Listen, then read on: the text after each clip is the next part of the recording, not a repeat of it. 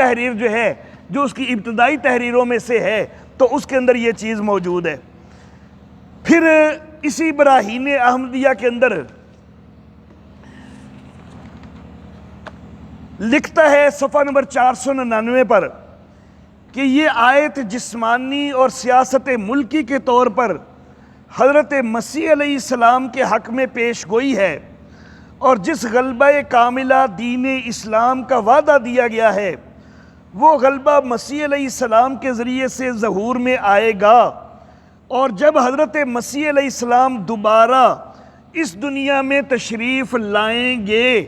ابھی ذہن میں یہ خبر سوار نہیں ہوا تھا نا کہ میں خود کو جو ہے نا وہ مسیح کہوں، تو کہہ رہا ہے کہ حضرت مسیح دنیا میں دوبارہ تشریف لائیں گے، تو گویا کہ یہ بدبخت جو پیدا ہوا ہے تو یہ اس نے خود اقرار کر لیا کہ میں مسیح کوئی نہیں ہوں، تو وہ تو آئیں گے دوبارہ۔ اور اسی کتاب میں چونکہ پہلے اس نے یہ کہا ہوا ہے کہ وہ آسمانوں پر جا بیٹھے ہیں، تو زندہ آسمانوں پہ گئے ہیں تو پھر وہ زندہ ہی دوبارہ واپس آئیں گے، تو ان کے ہاتھ سے دین اسلام جمیع آفاق و اقطار میں پھیل جائے گا۔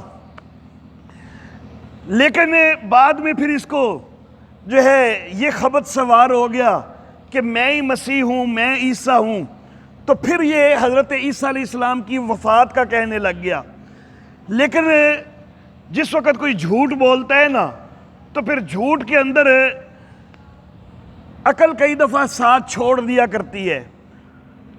ازالہ اوہام کے صفحہ 177 پہ لکھتا ہے یہ تو سچ ہے کہ مسیح اپنے وطن گلیل میں جا کر فوت ہو گیا۔ کہاں پر؟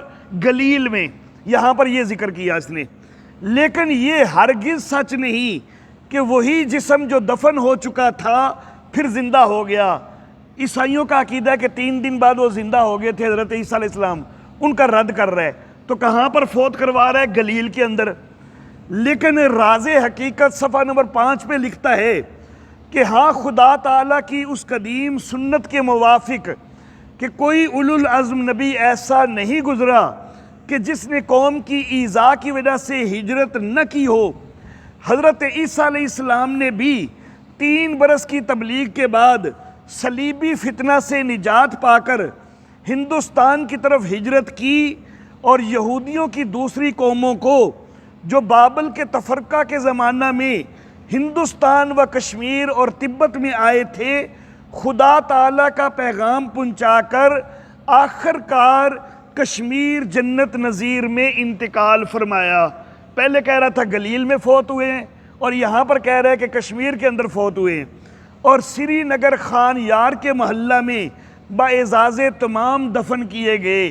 تو جھوٹا آدمی جو ہے نا اس کو یاد نہیں رہتا کئی دفعہ کہ میں نے پہلے کون سا جھوٹ بولا تھا تو اب کون سا بول رہا ہوں۔ تو پہلے اس نے گلیل کے اندر جو ہے وفات کروائی، اور بعد میں جو ہے وہ کشمیر کے اندر وفات کروانے لگ گیا۔ تو بہرحال یہ وفات، اس کا وفات والا جو دعویٰ ہے یہ قطعاً جھوٹا دعویٰ ہے۔ صحیح بات یہی ہے کہ سیدنا عیسیٰ علیہ الصلاۃ و تسلیمات کو اللہ رب العزت نے زندہ آسمانوں پہ اٹھایا ہے، اور غالب رائے یہ ہے کہ اس وقت آپ کی عمر جو ہے وہ 33 سال تھی، اور اسی عمر کے اندر دوبارہ تشریف لائیں گے، لیکن نبی کی حیثیت سے نہیں آئیں گے، امتی کی حیثیت سے آئیں گے۔ اور یہ تو اپنے آپ کو بعد میں نبی کہتا ہے کہ میں حضرت عیسیٰ ہوں اور لیکن میں نبی ہوں، حالانکہ انہوں نے دوبارہ آنا بھی ہے نا تو وہ امتی کی حیثیت سے آنا ہے، نبی کی حیثیت سے نہیں آنا۔ وآخر دعوانا ان الحمدللہ رب العالمین۔